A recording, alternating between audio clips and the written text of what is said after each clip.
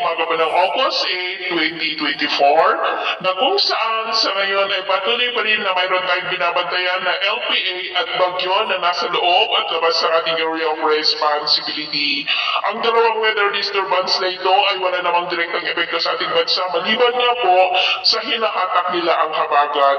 Ang nandito po sa loob ng ating area of responsibility ay papahina na po kaya ninyong nakikita at posibleng mawala na rin yan sa susunod na mga oras.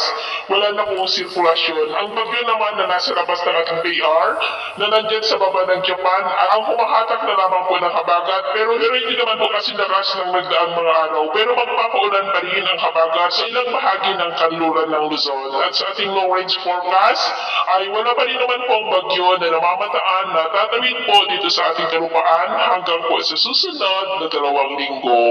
At sa lagay po ng ating panahon ngayong madaling araw ay maayos pa rin ang panahon sa malaking bahagi ng ating bansa, maliban lamang sa mga tsansa ng mga isolated rain sa ilang bahagi ng Pangasinan, Zambales, Bataan, Metro Manila, Bulacan, ilang bahagi ng Cavite, maging po silang bahagi ng Naga, Southern Samar, Dumaguete, Surigao del Norte, Sulu Archipelago, Zamboanga Peninsula, Davao at Mati. At mamaya ay sisikat po ang araw sa malaking bahagi ng ating bansa maliban lamang sa mga tsansa pa rin ng maulap na kalangitan with isolated rain sa may Zambales, Bataan, Metro Manila, Naga, Northern Samar, Southern Samar, Ormoc, Northern Palawan, Davao, Mati, Sulu Archipelago, Zamboanga at din po sa may Sarangani. At mamayang hapon, mas maulap ang kalangitan at mas mataas ang tsansa ng mga isolated rain sa ilang bahagi ng ating bansa. Kaya mag-ingat pa rin po tayo sa posibleng banta pa rin ng mga pagbaha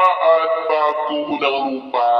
At sa atin naman po mga baybayin, wala naman po tayong nakataas na lumang gale warning signals pero may pag-ingat lamang po kung papalaot tayo para po mas makaiwas sa mga sakunang pangkaragatan.